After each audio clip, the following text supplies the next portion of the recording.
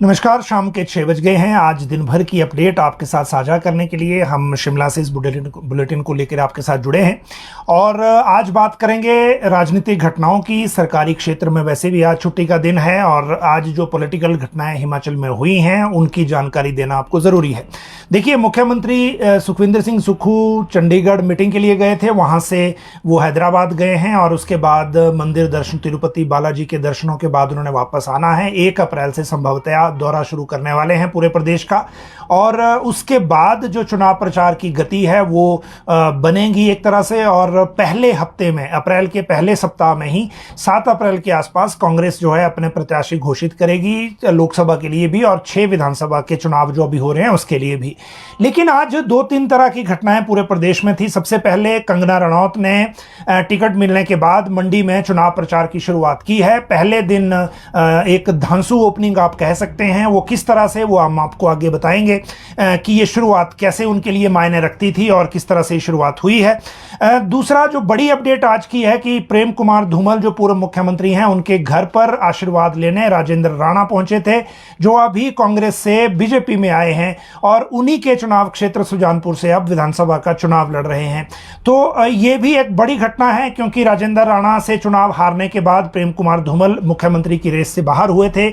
उसके बाद जयराम ठाकुर को मुख्यमंत्री बनने का मौका मिला था और उसके बाद जो जनरेशन चेंज हिमाचल की पॉलिटिक्स में हुआ वो आप सब लोगों ने देखा है। अगली जो बात है वो ये कि एक जो पुलिस में एफआईआर हुई है एमएलए खरीदने और खरीद फरोख्त के आरोप में, उसमें आज जो हमीरपुर के इंडिपेंडेंट एमएलए हैं आशीष शर्मा, वो पुलिस की पूछताछ में आए थे। आगे सारी बात करेंगे और किस तरह से कांग्रेस के जो पूर्व विधायक हैं चैतन्य गगरेट से उनकी एक एनजीओ पुलिस की रडार पे आ गई है। ये भी एक महत्वपूर्ण अपडेट आज की है जो इसी केस के साथ जुड़ी हुई है जिसको हम आपको बात कर रहे हैं। 2022 का विधानसभा चुनाव हुआ था। पार्टी प्रत्याशियों के खिलाफ 2 विधानसभा क्षेत्रों में कांग्रेस के सशक्त बागी उतरे थे। उसमें उन दोनों को आज वापस ले लिया गया है। ये कौन है, कब इनको लेकर फैसला हुआ और दूसरी बात यह कि भारतीय जनता पार्टी में 2022 में चुनाव लड़े लोगों को लेकर डिसीजन कब होगा। मुख्यमंत्री ने, बेशक वो हिमाचल से बाहर हैं, लेकिन प्रेस बयान के जरिए विपक्ष पर एक आरोप दागा है, उसकी बात करेंगे। डीजीपी फिर से क्यों चर्चा में आए हैं वो बात करेंगे। जोगिंद्रनगर में कांग्रेस को झटका लगा है। निर्दलीयों के इस्तीफे पर आज क्या हुआ है, जिन्होंने 3 ने रिजाइन कर दिया है लेकिन अभी तक उनका इस्तीफा स्वीकार नहीं हुआ है। रोहडू में अग्निकांड, अनफॉर्चुनेटली एक रिपोर्ट हुआ है, होमगार्ड का वेतन रुक गया है। चिट्टा तस्कर शिमला में पकड़े गए हैं, अंतर्राज्यीय गिरोह है, इसलिए इसकी जानकारी देना जरूरी है। और एचपीयू में जो स्पेशल चांस है उसको लेकर क्या बात हो रही है आगे और कब तक ये स्टूडेंट्स को मिलेगा वो भी बात करेंगे। जहां तक बाकी भर्तियों की बात है तो टीजीटी का हमने कल आपको एक अपडेट दे दिया था कि टीजीटी का जो मामला है परमिशन का, वो जो है इलेक्शन कमीशन को अब सरकार ने स्क्रीनिंग कमेटी जो चीफ सेक्रेटरी की अध्यक्षता की है उस स्क्रीनिंग कमेटी ने आगे भेज दिया है और वहां से जो फैसला होगा उसके बाद हम इसकी जानकारी आपको देंगे। जहां तक जेबीटी और शास्त्री की बात है तो ये दोनों मामले अभी हाई कोर्ट में पेंडिंग हैं क्योंकि परमिशन मांगने के लिए, परमिशन लेकर ही रिजल्ट घोषित करने या नियुक्ति देने की बात कोर्ट ने कही थी और उस परमिशन का इंतजार हो रहा है। उस परमिशन के लिए हाई कोर्ट में सरकार अपनी बात रख रही है तो उसमें जब भी डिसीजन होगा उसके बाद हम उसकी जानकारी आपको देंगे। लेकिन जो बाकी मामले हैं उनको लें हम आज के, इससे पहले कल की एक करेक्शन आपके साथ जरूर साझा कर लें।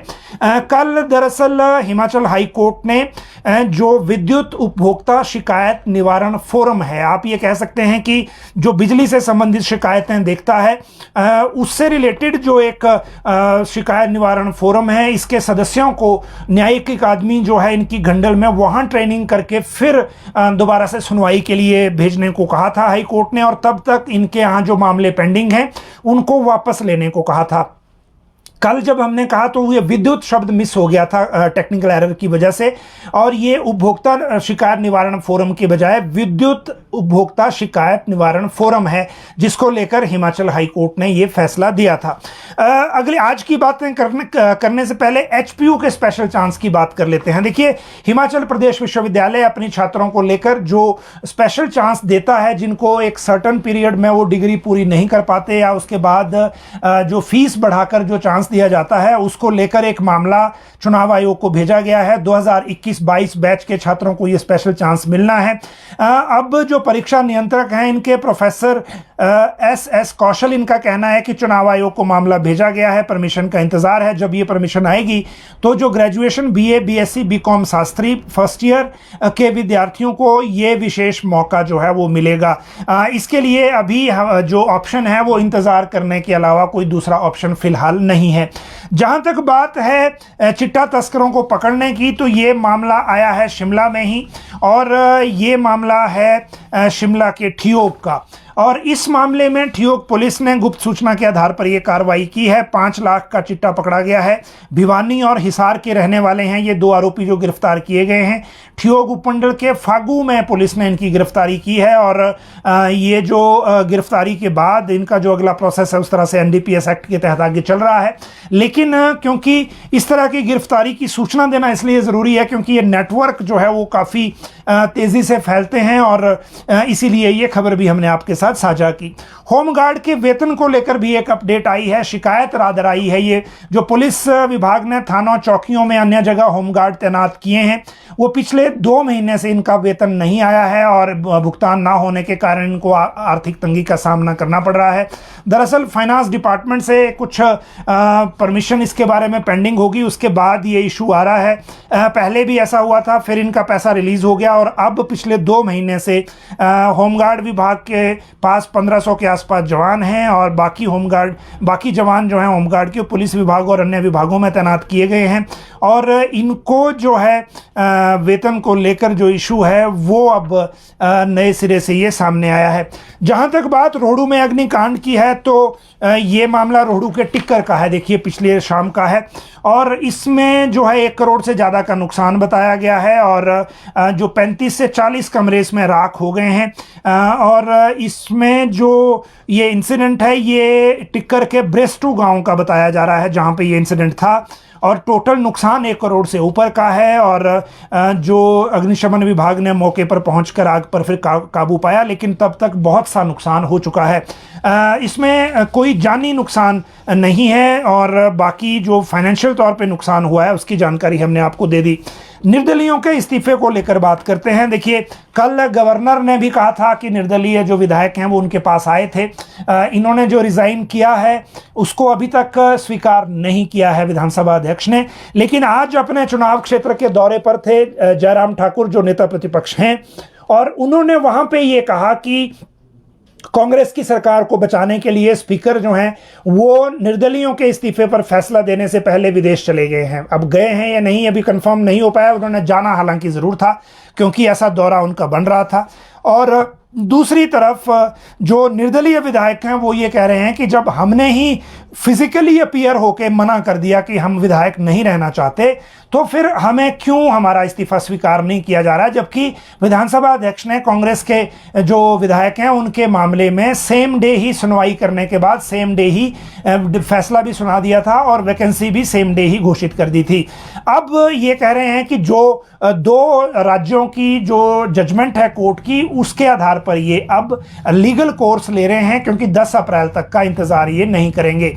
तो इसमें जब भी कोई नई अपडेट इसके बाद आएगी तो हम आपको इसकी जानकारी देंगे।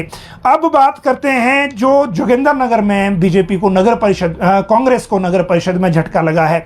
देखिए, आज जोगिंदरनगर नगर परिषद में जहां केवल 7 जो नगर पार्षद हैं, इनके 7 वार्ड के हिसाब से ये था, और वहां पर जो चुनाव जब हुए थे तो 4 कांग्रेस के थे, 3 बीजेपी के थे।